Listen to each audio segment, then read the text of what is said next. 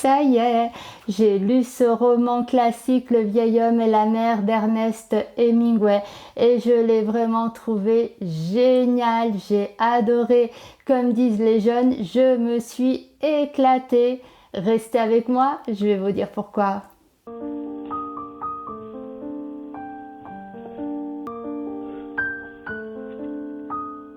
Bonjour, je suis ravie de vous retrouver aujourd'hui. J'avais annoncé dans une précédente vidéo que j'allais lire Le vieil homme et la mer d'Ernest Hemingway qui m'inspirait et qui me tentait. Donc c'est fait, je l'ai lu et je vais vous faire un petit compte-rendu.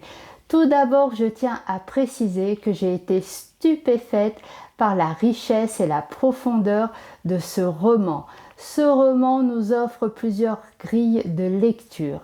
Je vais d'abord dans cette vidéo vous parler du récit de manière littérale, puis je vais évoquer son aspect psychologique. Ensuite, je vous parlerai de sa dimension écologique et enfin, à la fin, je vais vous parler d'un mystère qui entoure ce roman. Donc, c'est parti pour le récit. L'action se déroule dans les années 1950. Le récit met en scène un vieux pêcheur cubain, Santiago, qui est tout maigre, qui est marqué par le temps, par l'âge, qui est un peu affaibli et qui est lié d'amitié avec un jeune qui s'appelle Manolin et à qui il a tout appris. Notre vieux pêcheur Santiago traverse une terrible série de 84 jours sans prise, mais il décide le 85e jour de repartir encore une fois en mer et cette fois-ci il a une conviction inébranlable, c'est que ce 85e jour est le bon et qu'il va revenir au port avec un beau poisson, une belle prise. Donc Santiago se lance dans l'aventure et là il va être tout seul face à l'immensité de l'océan parce qu'il va aller encore plus loin que d'habitude dans le Gulf Stream.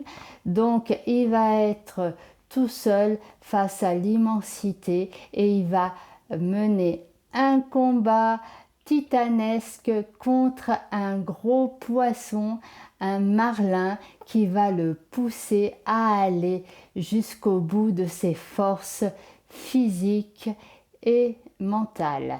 Donc ça c'est pour ce qui est du récit. Et pour ce qui est du style, le style aussi dans ce roman-là est très important.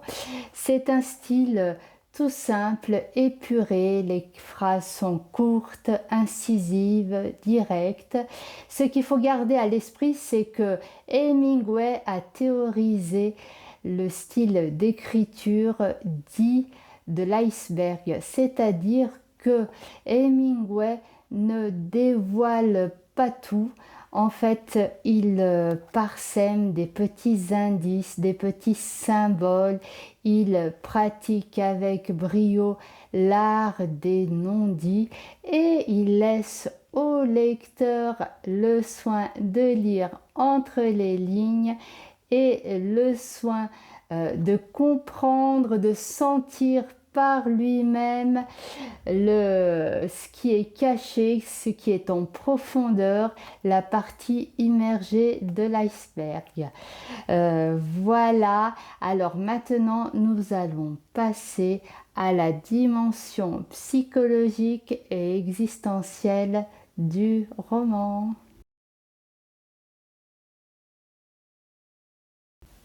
Ernest Hemingway a mis beaucoup de lui dans ce roman. Quand il a entamé l'écriture du récit, Ernest Hemingway était vraiment au bout du rouleau. Son précédent roman avait été un échec. Par ailleurs, à 50 ans, il commençait déjà à sentir sa santé décliner. D'ailleurs, depuis des années déjà, il souffrait d'alcoolisme et de dépression. Donc on peut dire que le combat de son personnage Santiago contre ce gros poisson, ce marlin. C'est aussi le combat d'Hemingway contre ses propres démons intérieurs. Par ailleurs, le roman nous parle aussi d'attaques de requins. Ces attaques de requins peuvent être perçues comme les attaques personnelles que subissait de l'extérieur Hemingway, notamment de la part de journalistes, de critiques littéraires et même d'autres auteurs. Ce qui est très frappant dans le roman, c'est que le personnage, ce vieil homme, ce Santiago, est le parfait opposé, le double inversé d'Hemingway. Alors, je vais vous faire passer à l'écran deux photos d'Hemingway. Vous voyez, donc on voit Hemingway jeune et moins jeune, et on constate qu'aussi bien jeune qu'un peu plus âgé, Hemingway en imposait physiquement, il était quand même assez costaud. Alors, on sait de lui qu'il aimait la fête, c'était un bon vivant, il vivait dans le luxe, entouré de domestiques, et c'était quelqu'un qui était quand même égocentrique. Mais il avait une fragilité mentale qui le plongeait dans des états dépressifs. Le vieil homme, quant à lui, Santiago, est tout l'opposé d'Hemingway. Santiago est un vieux pêcheur, tout maigre, tout ratatiné. Il est décrit comme étant une vieille carcasse. Il vit dans une cabane rudimentaire avec le strict minimum. C'est un homme humble, mais c'est un homme qui a une très grande force morale. Ce qui est très touchant, c'est de voir la manière dont Hemingway décrit ce personnage. Il y a dans son récit une sorte d'admiration. Il le décrit avec justesse et plein de tendresse. On a l'impression qu'Hemingway aurait voulu au fond être ce pêcheur menant une vie toute simple et vivant de pêche. Mais le roman Le vieil homme et la mer est bien plus qu'une part d'Hemingway jetée sur le papier.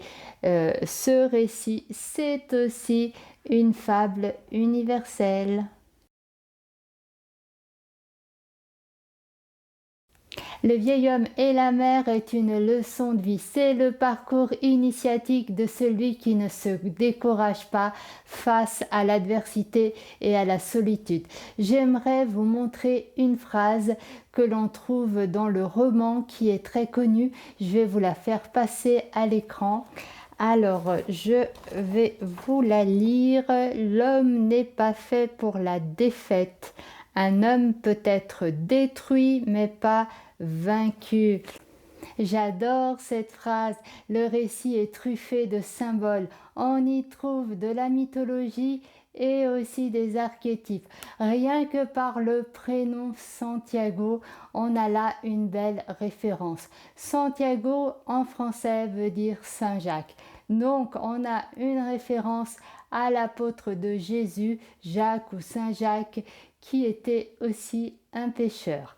On a aussi la référence à Saint Jacques de Compostelle qui est un chemin semé d'épreuves. C'est un chemin spirituel éprouvant qui fait référence aussi au parcours initiatique du vieil homme. On a des références au Christ, il y en a plein dans le roman. On a au début du roman et à la fin Santiago qui porte le mât du bateau sur son épaule. On a ce Santiago qui durant sa partie de pêche va être blessé aux mains. Il va avoir le dos flagellé par la corde. Donc on a toutes ces références un peu christiques et le récit peut aussi nous renvoyer à la chevalerie. Alors là, je vais faire apparaître à l'écran un marlin. Donc c'est le poisson dont il est fait référence dans le roman. Donc il y a peut-être des personnes qui ne savent pas à quoi ressemble un marlin. Je vais vous montrer. Donc un marlin, c'est un poisson qui a un rostre très particulier qui ressemble à une longue épée ou à une lance. Donc ça fait penser au duel de chevaliers. Et justement, Santiago, c'est quelqu'un qui a plein de valeurs, qui considère son adversaire avec respect. C'est aussi quelqu'un qui a un code de l'honneur. Et donc, tout ça nous ramène à la chevalerie médiévale et on a l'impression qu'il s'agit d'un duel entre deux chevaliers des mers. Ensuite, le roman m'a aussi fait penser aux légendes arthuriennes. Dans certaines versions des légendes arthuriennes, on trouve un roi pêcheur. C'est un roi pêcheur qui est blessé, mais qui doit transmettre son savoir à un jeune chevalier. Et là aussi, notre Santiago, bien sûr, est blessé et lui aussi va transmettre son savoir, ses valeurs au jeune Manolin. Donc, vous voyez, ce texte est très riche, mais il ne s'arrête pas là. Il a aussi en lui une dimension écologique qui est très agréable et très plaisante. On n'a pas attendu les écolos actuels pour nous parler d'amour et de respect de la nature. Déjà en 1950, dans ce roman, Hemingway nous parle d'écologie. Hemingway oppose les petits pêcheurs comme Santiago qui vivent de la pêche et qui pratiquent la pêche de manière traditionnelle aux pêcheurs qui utilisent des moyens modernes et qui pratiquent une pêche plus intensive et qui ne sont motivés que par l'appât du gain. Donc, dans ce récit, on a ce Santiago qui a un profond respect pour la nature. Le marlin, il le considère comme son frère. À un moment donné, il lui demande même pardon de l'avoir terrassé.